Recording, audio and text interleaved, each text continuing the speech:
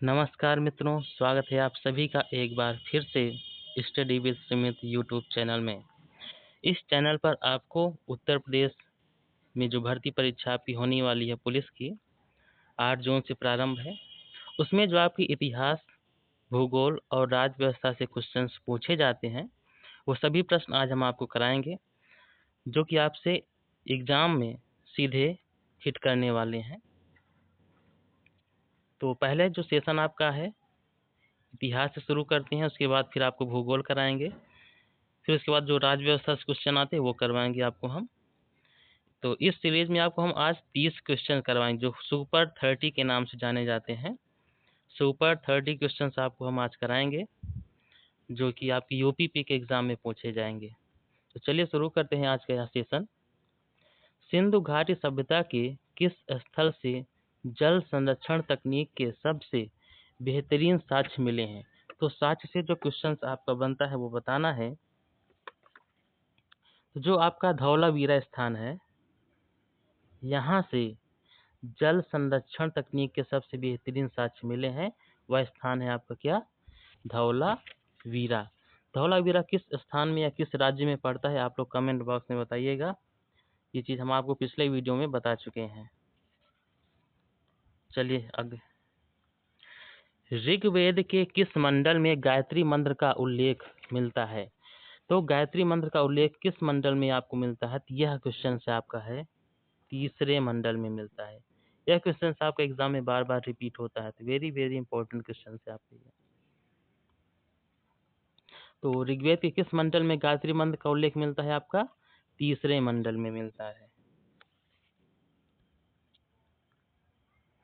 अशोक के किस शिलालेख में कलिंग युद्ध का वर्णन किया गया है?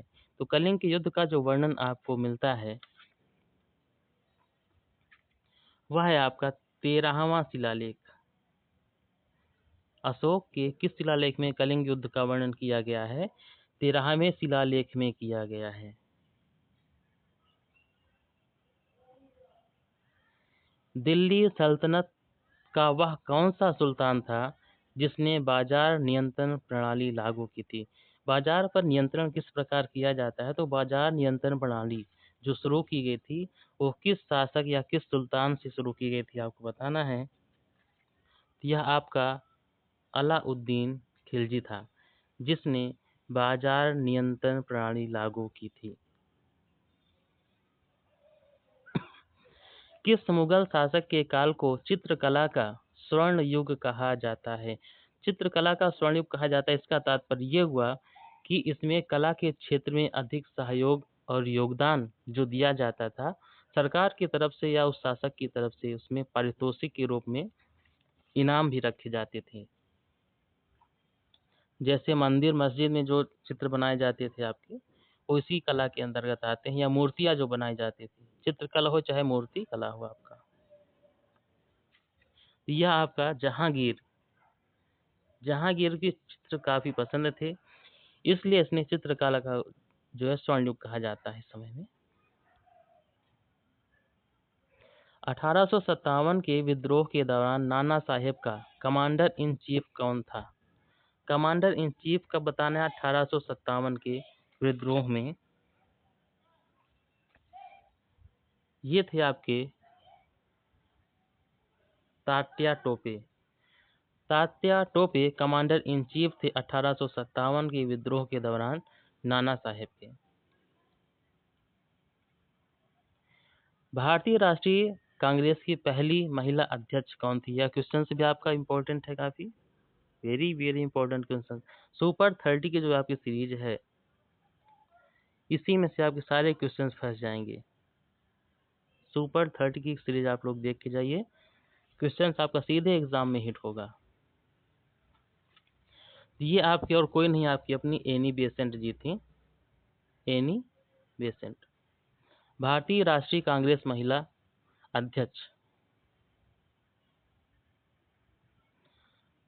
पूना पैक्ट महात्मा गांधी और किसके बीच हुआ था?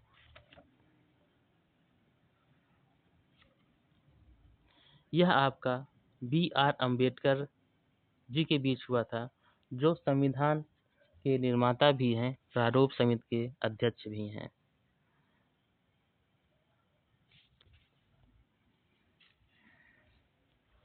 सविनय अवज्ञा आंदोलन की शुरुआत किस घटना से हुई थी?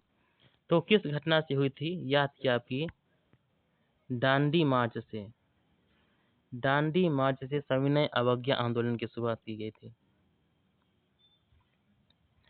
सत्य शोधक समाज की स्थापना किसने की थी? ये भी क्वेश्चन आपका काफी इंपॉर्टेंट है। ज्योतिराव फूले ने की थी। सत्य शोधक समाज की स्थापना ज्योतिराव फूले ने की थी। तो ये रहे 10 क्वेश्चन आपके जो इतिहास से अब तक के सबसे महत्वपूर्ण प्रश्न जो पूछे जा चुके हैं और पूछे जाएंगे। अब हम आपको ले चलते हैं भूगोल जियोग्राफी की ओर। भूगोल से पूछे जाने वाले प्रश्न हम आपको कराने वाले हैं। भारत का सबसे दक्षिणी बिंदु इंदिरा पॉइंट कहाँ स्थित है? इससे बाहर आपका कोई क्वेश्चन भी नहीं जाएगा एग्जाम में। यह है आपका ग्रेट निकोबार में। दक्षिणी बिंदु कहाँ पर है आपका? ग्रेट निकोबार। कौन सी नदी भ्रंश घाटी से होकर बहती है? यह नदी आपकी है नर्मदा नदी, जो भ्रंश की घाटी से होकर के बहती है। रोहतांग दर्रा कहाँ स्थित है? यह आपका हिमाचल प्रदेश में स्थित है। सलीम अली राष्ट्रीय पक्षी उद्यान कहाँ स्थित है?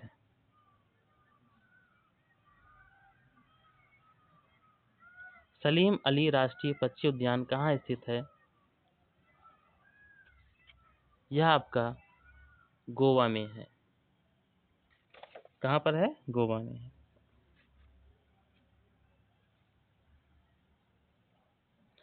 वायुमंडल में सबसे अधिक पाई जाने वाली अक्रिय गैस कौन सी है? अक्रिय गैस आपकी कौन सी है? आर्गन गैस है। और वायुमंडल में सर्वाधिक मात्रा में कौन सी गैस पाई जाती है? तो आपकी नाइट्रोजन गैस है। ग्रेट बैरियर रीफ किस महासागर में स्थित है? तो ग्रेट बैरियर रीफ आपका जो है प्रशांत महासागर में स्थित है। कर्क रेखा भारत के कितने राज्यों से होकर गुजरती है?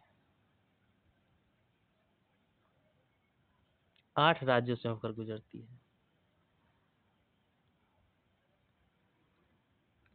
भारत में सबसे अधिक लेटराइट मिट्टी कहाँ पाई जाती है?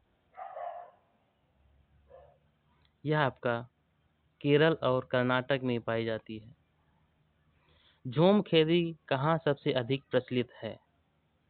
यह जो खेती होती है आपकी पूर्वोत्तर भारत में अधिक प्रचलित है। सीधे एग्जाम में हिट होंगे आप सब क्वेश्चन ये जो बता रहे हैं आपको। सुपर 30 की सीरीज है, एक बार देख करके जरूर जाइए। नागार्जुन सागर बांध किस नदी पर है? तो नागार्जुन बताना है आपको, ये किस नदी पर बनाया गया है? कृष्णा नदी पर आपका बना है नागार्जुन सागर बांध। अर्जुन से आप इसमें कृष्ण भगवान को याद रख सकते हैं, तो कृष्णा नदी और अर्जुन ऐसे रिलेट करके याद रख सकते हो। अब वो क्वेश्चन हम आपको कराएंगे जो भारतीय राज्य व्यवस्था से पूछे जा चुके हैं। तो चलिए भारतीय राज्य व्यवस्था पॉलिटी से जो क्वेश्चन बनते हैं आपके, वो सुपर 10 क्वेश्चन हम आपको कराएंगे। अस्पृश्यता के अंत से संबंधित अनुच्छेद कौन सा है? अस्पृश्यता के अंत से संबंधित अनुच्छेद कौन सा है आपको बताना है। तो यह आपका जो अनुच्छेद है वह है 17। अनुच्छेद 17 में अस्पृश्यता के अंत से संबंधित है आपका 17। डीपीएसपी किस देश से लिया गया है? तो जो आपका डीपीएसपी है यह आयरलैंड से लिया गया है।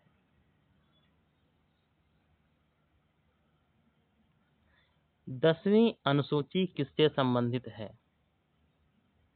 यह आपकी दल बदल विरोधी कानून से संबंधित है।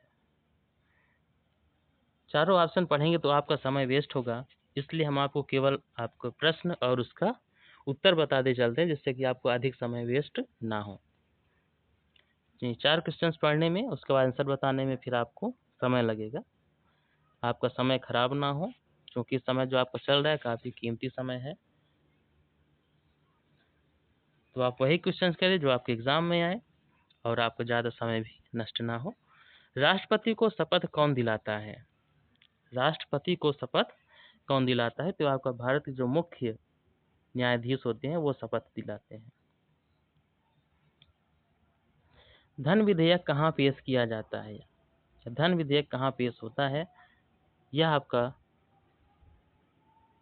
केवल लोकसभा में होता है, पेश किया जाता है। बाकी पारित होते समय आपका राज्यसभा में भी लाया जाता है।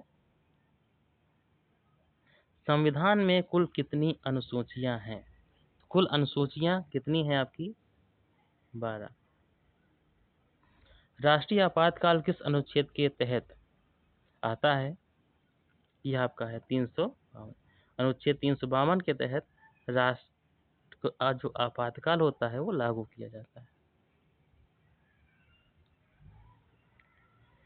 पंचायत चुनाव के लिए न्यूनतम आयु, पंचायत का जो चुनाव लड़ा जाता है, ग्राम प्रधानी जिसे हम कहते हैं, इसके लिए जो न्यूनतम आयु होती है आपकी कितने वर्ष की रखी गई है? 21 वर्ष। यदि आप 21 वर्ष के हो जाते हैं तो ग्राम प्रधान बनने के योग्य बन जाते हैं। और आज के अंतिम 2 क्वेश्चंस जो कि सुपर 30 से हैं। CAG का कार्यकाल कितने वर्ष का होता है? कार्यकाल से संबंधित प्रश्न आपके पूछे जाते हैं, इसलिए हमने इस क्वेश्चंस को आपके इस सुपर 30 में शामिल किया है। ये होता है आपका 6 वर्ष, मतलब 65 वर्ष तक होता है।